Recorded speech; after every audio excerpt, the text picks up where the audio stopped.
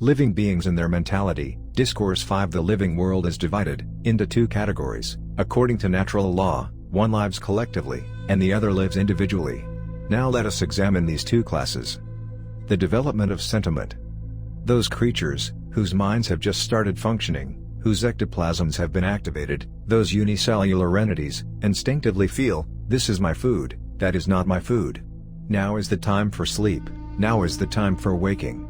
These undeveloped creatures have only this narrow sense of the minimum essentialities of a living structure.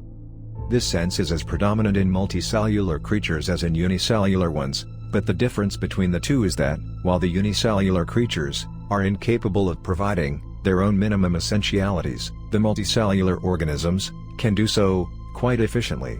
In the case of a multicellular organism, since many cells are functioning collectively, there is greater scope for clash and cohesion.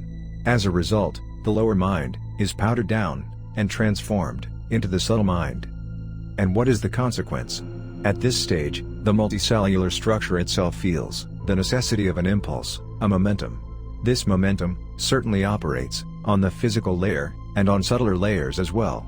And this movement to subtler layers, this switchover of physical momentum into subtler momentum, is known as the sentiment of living beings. Individualistic tendency and collective tendency. Now, this sentiment works in two ways.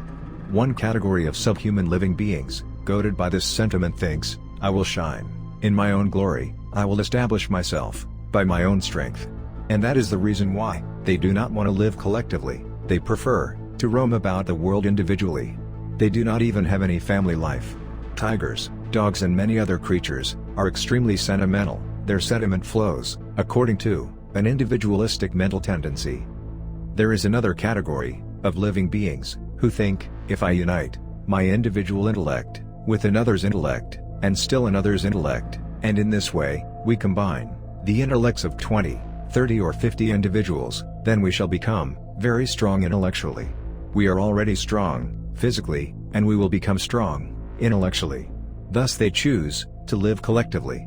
For instance, lions, elephants and pigeons all live collectively, and they have family lives as well. In this way they advance.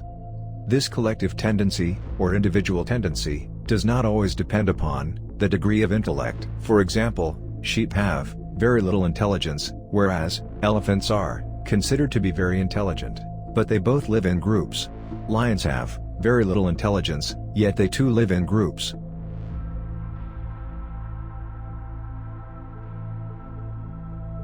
The collective tendency in human beings. So, if we analyze these two categories of living beings, we see that human beings belong to the category of those having collective or group mentality. This collective mentality depends on one's psychic framework, on the manner of thinking. Some living beings think, if we remain in a group, we shall be greatly benefited, so let us live collectively. Others think instead, let us live separately, it will be more conducive to our development.